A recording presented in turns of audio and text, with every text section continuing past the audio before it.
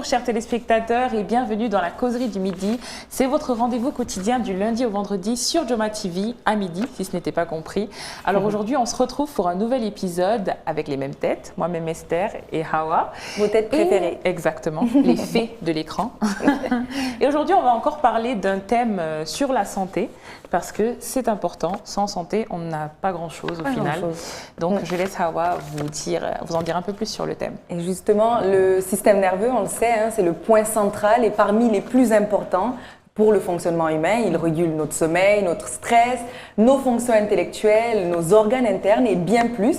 Donc il est donc plus que nécessaire d'être informé sur les symptômes, sur les facteurs aggravants, mon Dieu, j'en perds mes mots, et surtout sur les différentes manières de limiter les risques. Parfois, on a tendance à prendre pour acquis ou à négliger certains signaux que notre cerveau renvoie à notre corps. Et c'est pour cela qu'aujourd'hui, sur la causerie du midi, nous avons décidé d'accorder tout un numéro sur les maladies neurologiques. Donc soyez bien à l'écoute, chers téléspectateurs. Alors la causerie du midi, c'est maintenant.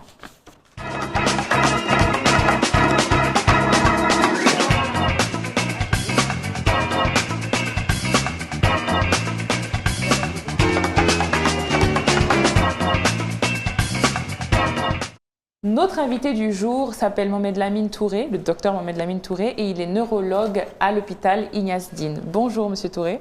Bonjour madame. Comment allez-vous? Je vais bien et vous? Bien, merci. Bienvenue sur le plateau de la causerie. Ouais. C'est un plaisir. Ah, plaisir Et partagé. qui de mieux qu'un neurologue pour parler des maladies neurologiques. Donc votre présence est nécessaire et très bienvenue.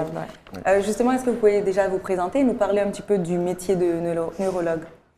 Bon, le métier de neurologue, c'est un peu le métier d'un médecin qui s'occupe du système nerveux. Le système nerveux, il y a deux parties. Voilà, le système nerveux central et le système nerveux périphérique. Et le système nerveux central, c'est tout ce qui est cerveau, cervelet et le tronc cérébral. Le système nerveux périphérique, ce sont les nerfs, les racines nerveuses et tout ça, et les troncs nerveux. Donc le neurologue s'occupe de ces deux systèmes, et le central et le périphérique. Des systèmes très importants, j'imagine, comme je le disais en intro. Oui. Et là, dit comme ça semble très simple. Ouais. Mais moi, j'aimerais bien que vous expliquiez un peu aux téléspectateurs ce qu'est vraiment votre métier, la neurologie en fait. L'étude de la neurologie, qu'est-ce que c'est en fait? En fait, l'étude de la neurologie, c'est une étude qui est basée sur le traitement ou l'analyse des maladies du système nerveux, comme je vous l'ai dit. Le système nerveux central, le système nerveux périphérique. Le système nerveux central, les maladies qui y sont ce sont les AVC, le plus souvent les AVC, qui sont les maladies les plus fréquentes au niveau du système nerveux périphérique, du système nerveux central, pardon. Le système nerveux périphérique, c'est ce qu'on appelle les pathologies du nerf périphérique. C'est par exemple des patients qui se plaignent d'engourdissement, de paresthésie, de dysesthésie, d'allodynie et tout ça, voilà. D'accord. Et ces maladies-là, enfin, vous répondez un peu à ma prochaine question, mais ces maladies-là en Guinée, est-ce qu'il y en a d'autres, certaines qui sont plus fréquentes que d'autres, ces maladies neurologiques-là? Oui. Lesquelles? Je vous l'ai dit, les AVC sont les plus fréquentes. En Guinée? En Guinée, oui. Okay, parce que c'est la première cause d'hospitalisation au service de neurologie de l'hôpital national Ignace Dine. C'est la première cause de décès en plus au service de neurologie. Et la première cause de décès sur l'ensemble de l'hopital national Ignace Dine. Et ça, c'est pourquoi, donc, en fait, finalement? C'est la plus fréquente. Il y a quelque chose qui déclenche ça ou c'est une forte crise vasculaire? Oui, c'est ça. Il y a des facteurs favorisants, il y a les étiologies qui sont en rapport avec cette maladie. On peut citer par exemple l'hypertension artérielle. Les malades qui sont hypertendus sont à risque de faire 3 fois leur AVC. Les malades qui sont diabétiques, les malades dyslipidémiques, que nous on appelle un excès de cholestérol, donc sont à risque de faire un AVC. Donc vous voyez que ces malades sont fréquents dans notre pays, pas de suivi, les malades ne se font pas contrôler. Donc du coup, il faudrait qu'il y ait un déclenchement d'une symptomatologie ou d'une maladie pour se faire consulter, quoi. Et donc c'est tout ce qui fait que les AVC sont fréquents de nos jours dans notre pays. Et est-ce qu'il existe en Guinée, notamment à Ignace Dine, des institutions ou des services complètement consacrés à la neurologie ou aux maladies neurologiques? Oui, il existe. On a un service de neurologie à l'hôpital national Yansdine qui est dirigé par le professeur Cissé Fodi Abbas, voilà, qui a révolutionné le service et tout. Ouais. Il y a un personnel dynamique, des spécialistes en neurologie et de médecins qui sont en cours de formation en neurologie, qui prennent en charge de façon adéquate les malades victimes d'AVC ou d'autres maladies du système nerveux, que ce soit périphérique ou central. Il y a des institutions pour ça. Et à part même le service de neurologie de l'hôpital national Yansdine, on a des services décentralisés, des unités de neurologie dans certains CMC et dans certains hôpitaux. D'accord, c'est bon à savoir, surtout pour les urgences. Effectivement. Et est-ce qu'au niveau de la Guinée, est-ce qu'il y a un accès, parce que forcément quand on parle du système central, le système nerveux central, périphérique, ça vient avec des accès à de la technologie, des avancées. Est-ce qu'en Guinée, on a accès à ces avancées technologiques-là ou c'est encore des lacunes? Je dirais moins. Parce que l'accès à la technologie, parce que normalement, un patient qui est victime d'AVC, les 4h30 minutes, normalement, ce patient devrait être pris en charge. 4h30 après les 4h30 minutes. D'accord. Ce malade devrait être traité. Parce que l'AVC se traite dans ce délai-là. Passé ce délai, on fait ce qu'on appelle une prévention secondaire. Et donc, les 4h30 minutes, normalement, le malade doit faire une IRM ou un scanner cérébral pour dire est-ce que le malade qui est paralysé d'un côté est victime d'un AVC, d'un abcès cérébral ou d'une tumeur. Et donc, ça doit être défini par quoi? Par des moyens technologiques que l'on appelle communément l'IRM, l'imagerie par résonance magnétique ou le scanner. Et donc, ces différents moyens de diagnostic n'existent pas dans nos hôpitaux publics. Je suis désolé. Du tout? Oui, du tout. Par contre, ça existe dans les privés, à Ambroise Paré, dans d'autres structures privées du pays. Mais au sein de l'hôpital national Yansdine, on n'a pas un moyen de diagnostic pour mettre en évidence l'AVC. Je veux le mentionner, puisque hier, on avait un épisode sur justement les expériences de nos téléspectateurs et de nos invités dans les hôpitaux. Et on mentionnait le fait qu'effectivement, des fois, on peut avoir des médecins qualifiés, mais qui n'ont pas forcément les ressources et les moyens à leur disposition. C'est une réalité, en fait.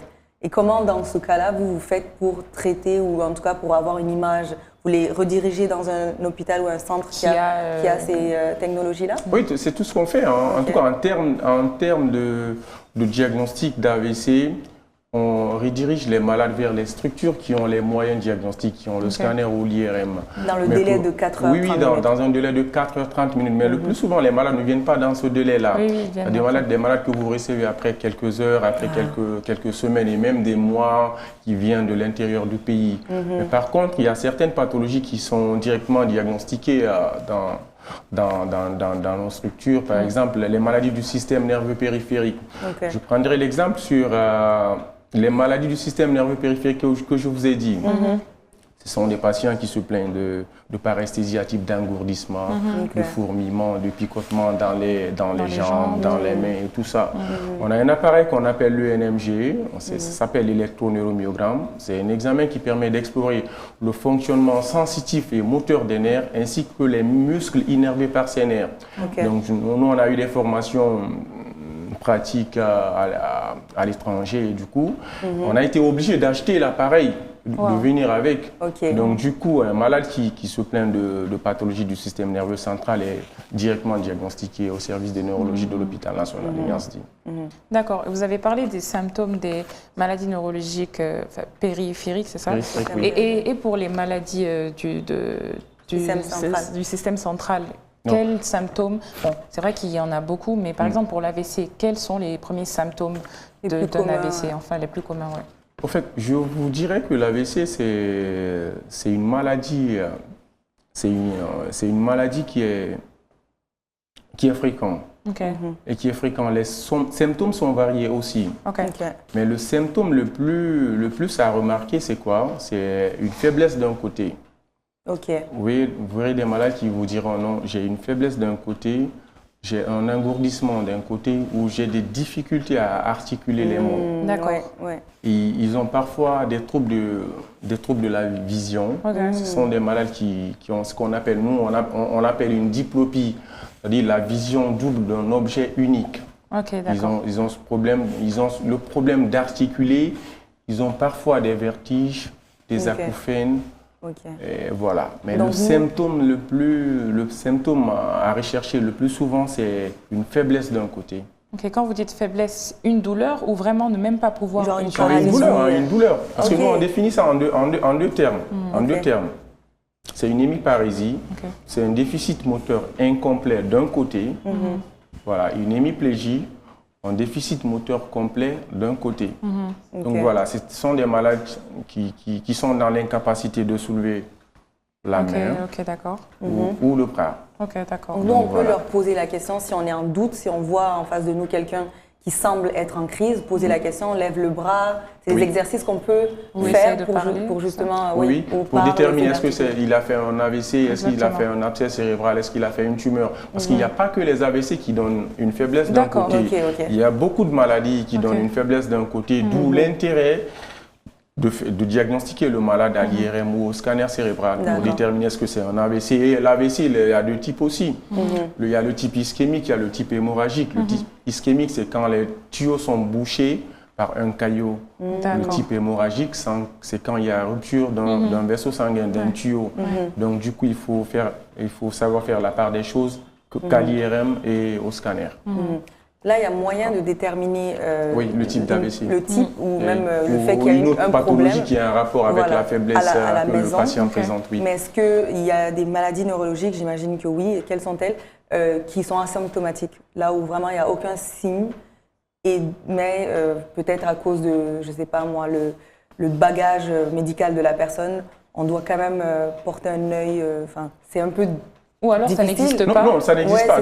Toutes les maladies ont une affirmation, ont une expression. Une manifestation. Toutes les maladies, en tout cas, toutes les maladies du système nerveux central ou périphérique ont une expression. Donc l'expression des maladies du système nerveux central, c'est à part. L'expression des maladies du système nerveux périphérique, c'est à part.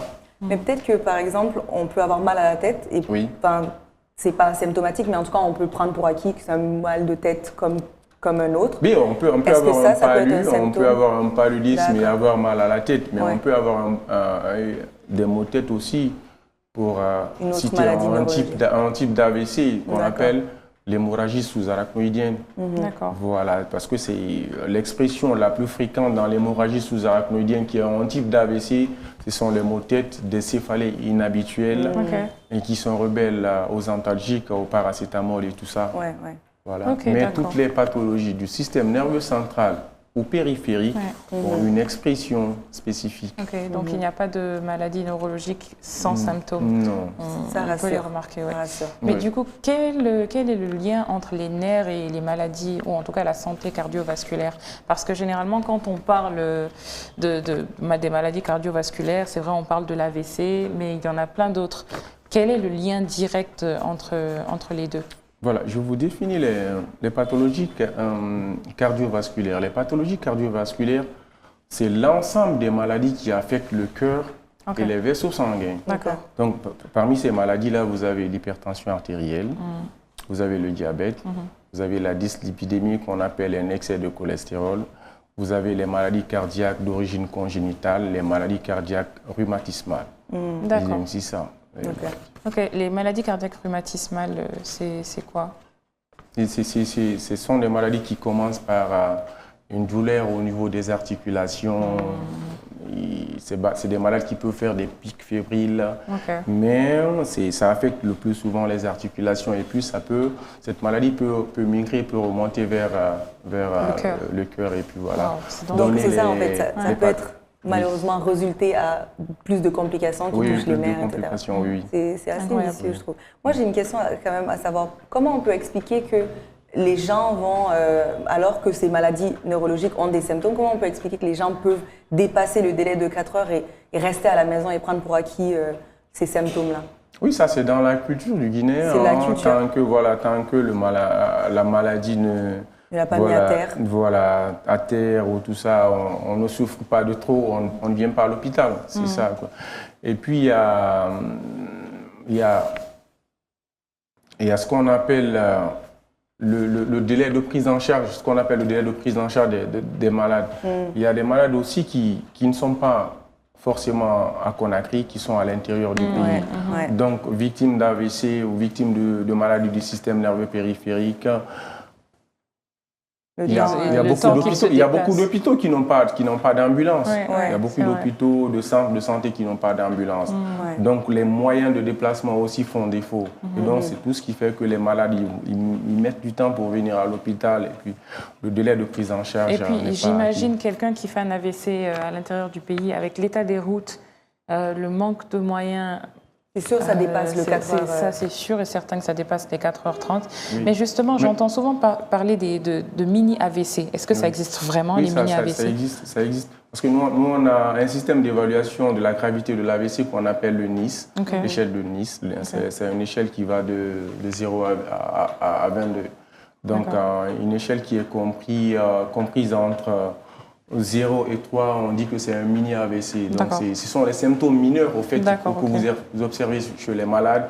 Et ça a un lien avec les symptômes qu'ils présentent, son âge et tout ça, le déficit moteur, les troubles de l'articulation, du langage, de la vision et tout ça. Donc, on a un système d'évaluation pour dire est-ce que c'est un AVC grave, est-ce que c'est un mini-AVC. D'accord, ok. Et ce mini-AVC, est-ce que ça touche même les plus jeunes? Oui, même les plus jeunes, oui. Dû au stress, par exemple? Oui, ça peut. Parce que j'ai une collègue qui, elle s'est réveillée le matin, après une période aussi de fort stress, donc je pense qu'elle l'a lié à ça.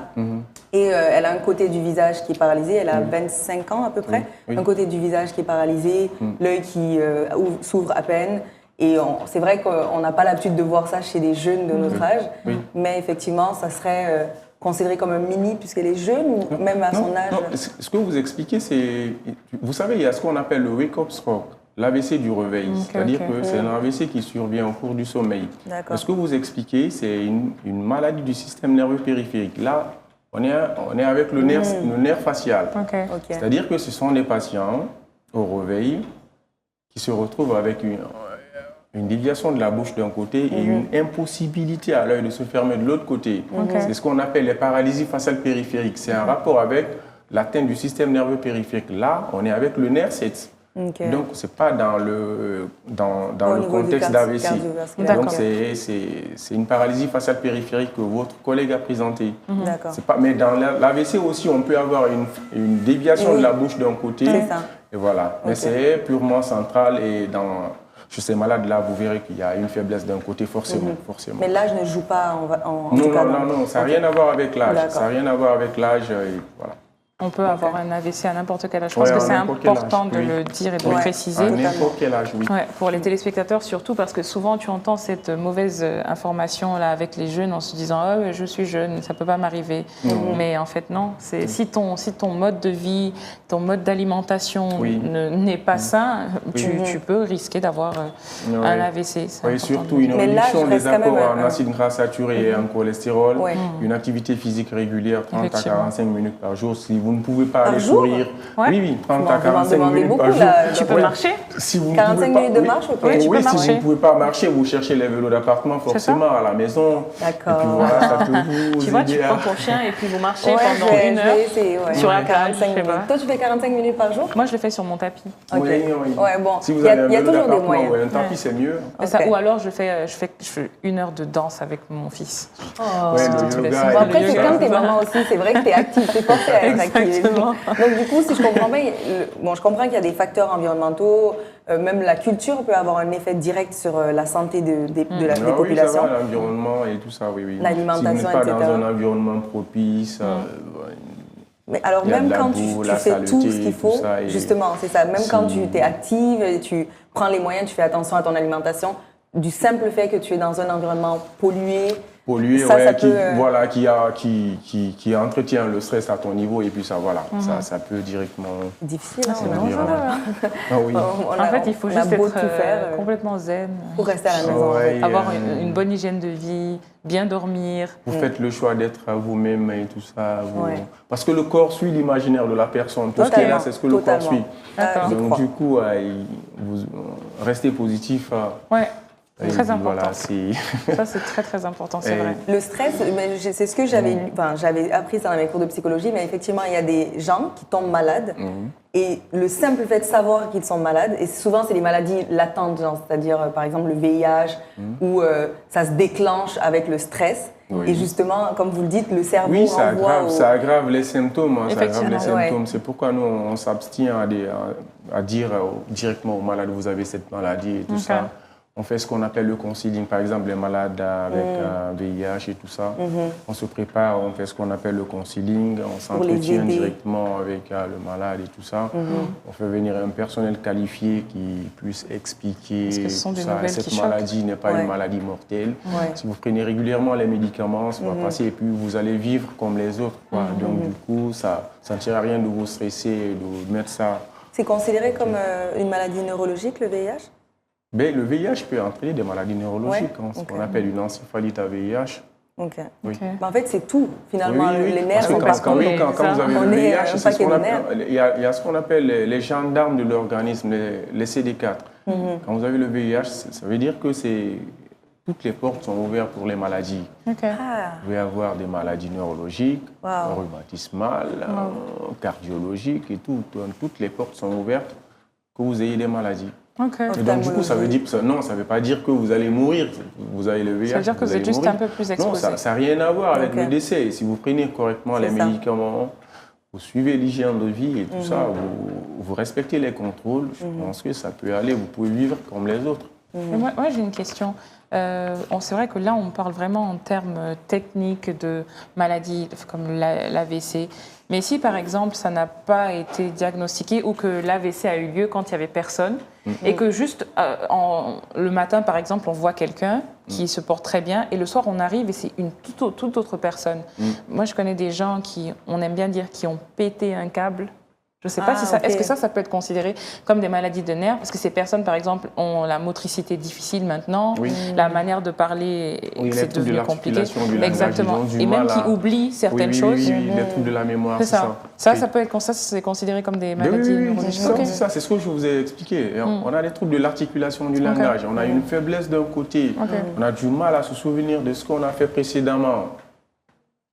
Donc vraiment, le stress ou les situations de la vie peuvent créer ça. Ça peut engendrer, ça peut engendrer, le stress peut engendrer toutes sortes de maladies. Et comment vous faites, l'ordre des médecins, etc. Est-ce que on vous donne comme mission de sensibiliser les gens et faire en sorte que justement la population est au courant pour limiter les risques? Ah oui, on a des missions de sensibilisation, de consultation, même gratuites des médecins. D'accord. Sur Conakry et à l'intérieur du pays, on le fait souvent. Je pense que sur une année, on le fait 2 fois. La prochaine, elle serait quand, est-ce que vous savez? La prochaine, ça va être au mois de mars. Mois de mars. On fait des consultations gratuites chez les hypertendus, les malades diabétiques, les malades précédemment victimes d'AVC. On fait des consultations gratuites. On donne gratuitement les médicaments. Voilà. Ça, c'est super. Mais est-ce que l'hygiène bucco-dentaire, du coup, peut avoir un effet sur la santé des nerfs? Oui, ça peut avoir... Parce qu'il y a quelques jours, on a reçu un chirurgien dentiste qui expliquait que la bouche, c'était vraiment le canal de toutes les maladies. Ça peut donner une maladie neurologique qu'on appelle les thromboses veineuses cérébrales. C'est même fréquent. Les infections ORL de l'oreille, de la bouche et tout ça. C'est ce qu'on appelle les thromboses veineuses cérébrales. Et ça, les symptômes, c'est toujours les mêmes? Oui, les symptômes, ça va être la même chose. Ça va être la même chose, mais les maux de tête, les céphalées vont être énormes. On peut avoir tout de même un déficit moteur d'un côté, mais le maître symptôme, ce sont les maux de tête, ce sont les céphalées. C'est réversible, ces maladies, c'est réversible. Si on diagnostique à temps et que la patiente ou le patient est pris en charge à temps, voilà, il peut remarcher comme tous les autres. Et voilà. Mais une fois que tu l'as, c'est comme un peu un virus, une fois que tu l'as eu, ça veut dire que tu es plus propice à le revoir, parce que le système l'a enregistré, on va dire.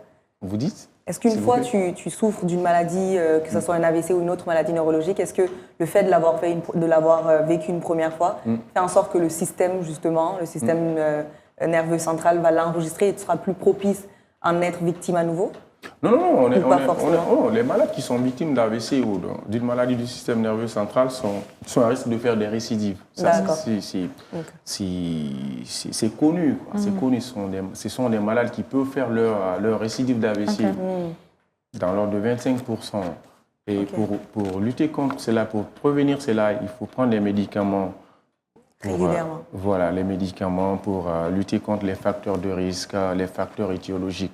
Parce que si quelqu'un est victime, par exemple, d'un AVC, ce qui a fait qu'il est victime d'AVC, c'est ce qu'on essaie de traiter. Et si on ne traite pas la cause réelle de l'AVC, la maladie risque de revenir. Et en Guinée, on a cette capacité? Oui, on a cette capacité. Une fois qu'on a diagnostiqué l'AVC avec l'IRM ou le scanner, une fois qu'on a fait un bilan biologique étendu et on détermine la cause de l'AVC. Par exemple, les malades qui sont victimes qui ont une dyslipidémie, qui ont un excès de cholestérol ou qui sont hypertendus ou qui sont diabétiques, on introduit un traitement à base de statine, à base d'antidiabétiques ou d'antihypertenseurs. C'est ça. Parce que si vous ne mettez pas la main sur la cause et que vous ne traitez pas la cause, vous ne trouvez pas une solution à cette cause, la maladie risque de revenir, il risque de récidiver. Et cette fois-ci, ça peut être fatal pour le malade.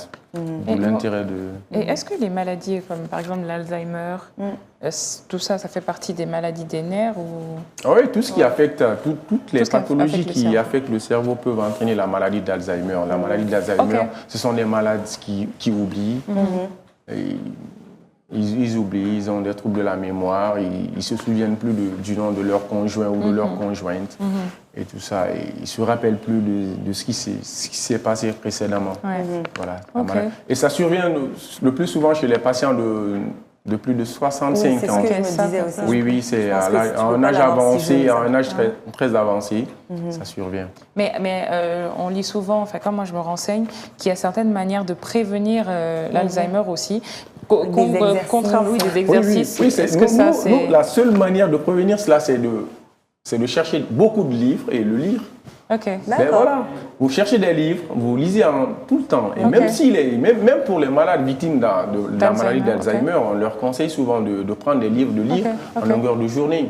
Parce qu'il faut travailler le cerveau. Si vous faites travailler le cerveau, vous réveillez les neurones. Et si vous réveillez les neurones, je pense que moi, c'est quelque chose qui me fait vraiment peur, Alzheimer, parce que je me dis qu'on est dans une société tellement trop connectée, trop sur les téléphones. Ce sont nos téléphones qui réfléchissent pour nous. Et qui finissent nos phrases. C'est ça, qui finissent nos phrases, exactement. Tu recherches quelque chose, pourtant tu connais l'information, mais tellement que tu as, on va dire, la paresse de réfléchir, tu tapes sur Google et puis ça y est. Il n'y a plus de concentration. Exactement, il n'y a plus de concentration. Voilà. Oui, c'est ça. Moi, c'est quelque chose qui me fait vraiment peur. Je pense que c'est important de rappeler à la jeunesse aussi que la lecture, c'est pas juste pour les vieux.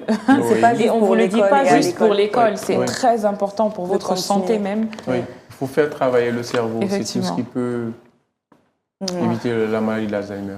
J'ai une question quand même que j'aimerais vous poser, j'aimerais me permettre de vous la poser. Oui. Évidemment, on en a parlé dans une autre émission où justement, les mauvais diagnostics, etc., je le disais tout à l'heure, les manques de moyens et de ressources. Qu'est-ce que vous, en tant que neurologue formé, qualifié, et qui fait tout pour sensibiliser la population, quel est votre avis par rapport à ça, ces spécialistes-là qui reçoivent les clients et les patients et qui, malgré leur souffrance, priorisent, on va dire, le fait de se faire du profit sur leur dos? Moi, je pense qu'on a un serment qu'on appelle le serment d'Hippocrate qui nous dit ceci. Un malade qui a les moyens de payer sa consultation ou son hospitalisation, vous devez prendre son argent. Par contre, un malade qui n'a pas les moyens, les malades indigents, qui ne peuvent pas payer la consultation, qui ne peuvent pas payer une hospitalisation ou des médicaments, ce sont des malades indigents, on ne doit rien leur prendre. Donc, ce sont les malades à secourir. Et donc, du coup, moi, c'est ça ma vision, c'est ça la vision du service de neurologie de l'hôpital national Yansdine. Et c'est ça la vision de notre patron, le professeur Cissé Fodé Abbas. Un malade qui n'a pas les moyens, qui ne peut pas se faire payer la consultation, qui ne peut pas se faire payer l'hospitalisation ou les médicaments, on n'a rien à demander à ce malade. Tout ce qui nous reste à faire chez ce malade, c'est de l'examiner, c'est de l'hospitaliser et de chercher des médicaments, voilà, pour qu'il s'en sorte. Et beaucoup de médecins oublient justement ce serment-là qu'ils prêtent, parce qu'on en parlait, c'est terrible. Comment autant de personnes, autant de jeunes femmes, autant de jeunes hommes ont perdu la vie simplement parce qu'ils n'avaient pas les moyens de se faire soigner ou se sont fait mal diagnostiquer, parce qu'on les diagnostique comme ça à la va-vite. Donc c'est dommage, surtout pour des maladies aussi importantes. J'imagine si quelqu'un de ma famille fait un AVC et que je l'amène à l'hôpital et qu'on me dit oui, mais vous n'avez pas d'assurance, attendez, et qu'on dépasse le délai des 4h30 en question. Tu imagines les dégâts que ça pourrait créer? Mais, loin de tout, de l'assurance, la mutuelle et tout ça, parce qu'on sait qu'il y a peu de gens qui sont assurés, qui ont la mutuelle ici. Et par contre, je dirais, loin de tout ça, on doit prendre les malades en charge. On doit prendre les malades en charge. Un malade qui n'a pas les moyens, on doit le prendre en charge. C'est vrai qu'il y a la médecine, elle est payante. Elle est payante. Dans d'autres pays, vous cotisez à la fin de chaque mois. Il y a ta carte bleue qui sort de l'argent pour que quand tu tombes malade, tu sois prise en charge par un centre hospitalier. Par contre, chez nous, ça n'existe pas.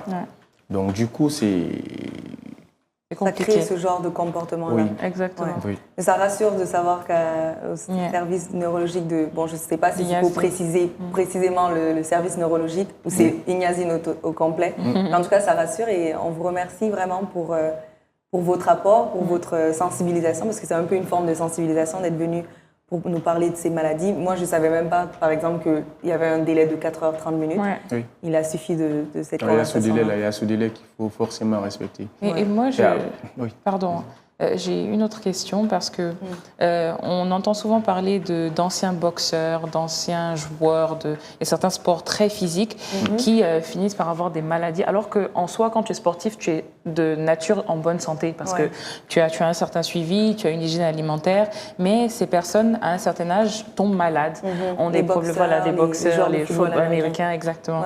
Donc, vraiment, le contact physique, parce qu'ici, par exemple, tu vois... ça, c'est relatif au coup qu'ils reçoivent au niveau du cerveau. C'est un traumatisme cérébral qui peut engendrer tout ça. Ce sont des malades ce sont des personnes, tu vois, sont en train de trembler parce qu'ils ont eu un traumatisme du cerveau, tout ça, les coups qu'ils reçoivent. Et ça se déclenche plus tard. Oui, plus tard. Quelqu'un qui tombe aujourd'hui, c'est 20 ans après. Oui, 20 ans après. Quelqu'un qui fait un traumatisme crânien, aujourd'hui, peut faire des crises d'épilepsie ou une faiblesse d'un côté après 10 ans, après 20 ans. Donc, tout cela peut être relatif au traumatisme crânien qu'il a eu précédemment. Et en consultant, il est capable de cibler ça avant que ce soit trop tard? Par exemple, un joueur de football américain qui consulte, parce que j'imagine qu'ils sont très suivis, surtout quand ils sont au niveau professionnel. Est-ce que le neurologue peut cibler ça et justement limiter les risques pour que plus tard il fait des crises d'épilepsie? Ah oui, c'est quand ce patient vient très tôt à l'hôpital. D'accord, d'où l'importance de constamment se faire consulter, de réaliser des examens complémentaires tels que l'électroencéphalogramme qui enregistre l'activité électrique du cerveau et puis le scanner ou l'IRM, pour prévenir l'apparition de certains symptômes. D'accord. Je vais poser cette question parce que j'entends souvent des mamans, par exemple, les mamans africaines dire quand les enfants tombent. Moi, j'ai vraiment cette peur. Quand un enfant tombe sur sa tête, ça me fait peur parce que je me dis, je connais les conséquences des commotions cérébrales et tout ça. Mais ici, on te dit, c'est normal, ça va le forger, laisse-le tomber. Mais vraiment, non, c'est pas normal. C'est pas normal. Voilà. Après, à la maison, c'est pas normal. Non, c'est pas normal. Non, c'est pas normal. Voilà, merci. Ça, c'est pas normal parce que ça peut entraîner ce qu'on appelle un hématome sous-dural, un hématome extradural ou une contusion. Donc ça ne va pas les renforcer, au contraire, ça va les affaiblir. Sur un mur, c'est pas normal. C'est pas normal. Et le réflexe, c'est quoi? C'est de l'amener tout de suite à l'hôpital? Oui, c'est de l'amener tout de suite à l'hôpital. Même s'il ne se plaint pas, même s'il ne se plaint pas. Si vous estimez que l'enfant s'est cogné la tête avec du carreau, avec le mur, il faut l'amener à l'hôpital pour faire une IRM ou un scanner pour éliminer un hématome sous-dural. Un hématome extradural ou une contusion cérébrale. Parce qu'après, ça peut engendrer des crises d'épilepsie, des hémorragies internes et tout ça. C'est incroyable. Pas vrai. Voilà, donc chère maman qui aimait me répéter ça, arrêtez. Et je pense qu'il y a d'autres exemples dans ce sens-là où on veut banaliser ou prendre pour acquis certains symptômes, mais c'est vrai que ça ne nous coûte rien d'aller tout simplement consulter et voir un neurologue. Et donc, aussi une dernière chose aussi, toujours encore par rapport aux enfants. En tant que maman. Il y a cette habitude-là que les mamans ont de faire trembler les enfants comme ça, des nouveau-nés comme ça. Elles les prennent par le bras, elles les Par les secouent pieds, par les pieds, elles les Oui. secouent. Est-ce que ça c'est recommandé? Moi, je ne conseille pas cette pratique. Ouais, c'est comme le syndrome du bébé secoué, là. Oui, c'est Non, ça. je ne ouais. conseille Mais pas cette pratique parce que si vous parvenez à lâcher l'enfant, là, le bébé, Ouais. c'est fini. Oui, C'est effectivement. fini. Ouais. Il peut avoir un traumatisme cervical, dorsal et tout ça. Moi, je ne Il y a conseille de pas vrais cette risques, pratique. d'accord. Ok. Donc, C'est vraiment, noté, on prend tout ça en note et je c'est pense que très nos téléspectateurs aussi prennent ça en note. Oui. On vous remercie évidemment encore une fois ouais. d'être venus et de nous avoir donné autant d'informations et, Ouais. et je pense qu'on va garder votre contact Je pour, vous en pour prie. d'autres Effectivement. émissions. Je vous en Et prie. même pour des consultations personnelles, Oui, ça, bien sûr. C'est oui. ça Bien n'a sûr. pas. On est se reverra. disponible. On est disponible. En tout cas, merci beaucoup. C'est un plaisir partagé. Et on Merci. remercie également votre Le patron, le professeur Cissé il Foudé. devait être là. Il devait être là, initialement. Ah oui, il devrait être là, oui. Ouais. Mais c'est moi son... Son protégé bras droit. Oui. qui l'a amené le C'est moi représenter. son bras droit, oui, oui. Mais en tout Super. cas, vous Tout ce nous qu'il avez ne peut beaucoup pas, il dit non, tout instruit. vas-y. Vous avez été à la hauteur. Vous avez éclairé Vraiment. nos lanternes, en tout Ouais. cas, ça c'est sûr. Et surtout, merci aux téléspectateurs d'avoir suivi ce numéro, j'espère jusqu'à la fin, pour que vous puissiez au moins être, on va dire, outillés pour Totalement. votre vie de tous les jours. Et surtout, on ne sait jamais, on ne sait pas quel accident peut arriver, on ne sait pas de quoi demain est fait. Donc que vous puissiez être en mesure de savoir quand votre ami ou votre conjoint ou votre maman, votre papa est en train de faire un AVC ou De rien a prendre besoin pour de acquis. soins immédiats. Totalement. Et c'est important Et de pas faire peur attention. d'aller à l'hôpital. Exactement. Pas peur de vous déplacer. Il s'agit d'une vie humaine, donc faites-le. Exactement. Et on vous dit à très bientôt, une fois de plus. C'est la fin de cet épisode santé, Ouais. mais on en aura pour vous.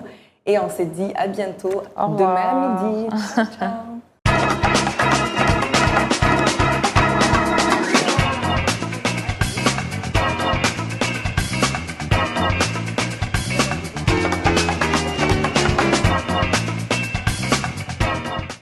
MT Solutions vous a proposé la causerie du midi. Avec MT Solutions, faites appel à un réseau de compétences internationales pour tous vos projets.